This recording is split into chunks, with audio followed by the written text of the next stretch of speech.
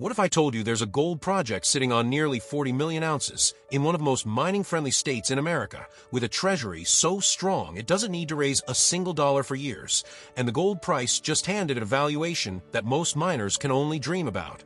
Today we're breaking down the top 10 most important takeaways from NovaGold's Q2 2026 earnings call. Whether you're a shareholder, a gold investor, or just watching the sector, stick around because some of these numbers are genuinely jaw-dropping. Coming in at number 10, the surge in Donlin's value driven by today's gold price.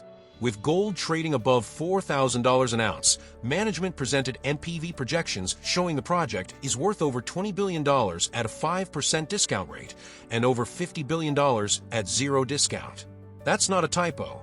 The leverage this project has to the gold price is extraordinary, and it's becoming one of the central reasons investors are paying attention to NovaGold right now. Number 9. The company's treasury is in rock-solid shape. NovaGold finished Q2 with $370.2 million in cash and term deposits. That's after funding $16.3 million toward Donlin and covering $6.7 million in corporate G&A costs during the quarter. CFO Peter Adamek confirmed the company is fully funded to complete the Bankable Feasibility Study, prepay the Barrick promissory note, and cover G&A for at least the next 12 months. No dilution needed, that's a huge deal. Number 8. The Bankable Feasibility Study is on track for the first half of 2027. Fluor is leading the integration of major work packages, with specialist contractors WSB, Worley, and Hatch all contributing. Key infrastructure components, including the on-site power plant and natural gas pipeline, are advancing. CEO Greg Lang said the work is progressing as expected, and investors should look for completion in early 2027. Number 7. NovaGold now owns 60% of Donlin Gold after acquiring Barrick's stake.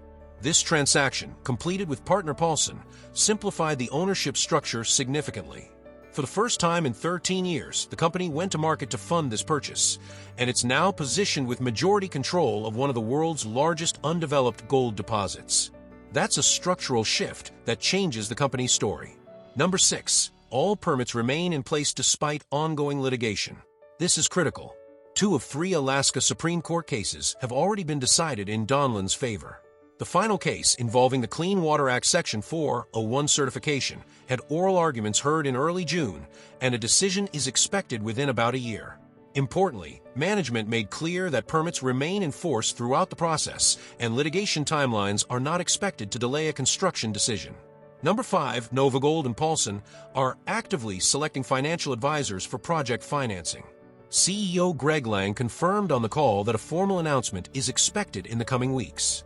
This is a meaningful signal that the project is transitioning from the study phase toward financing discussions, a significant step forward in the development timeline.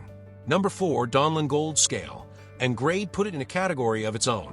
The project holds approximately 40 million ounces of measured and indicated resources at an average grade of 2.25 grams per ton, more than double the industry average.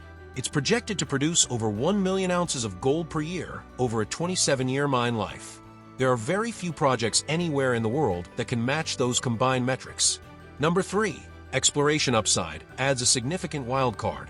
The current resource only covers about 3 kilometers of an approximately 8-kilometer gold-bearing trend, which itself represents just a fraction of Donlin's overall land package. Management sees meaningful potential to grow reserves and extend the mine life well beyond what's already defined. For long-term investors, this optionality, on top of an already world-class resource, is compelling. Number 2. Strong community and indigenous partnerships are a genuine competitive advantage.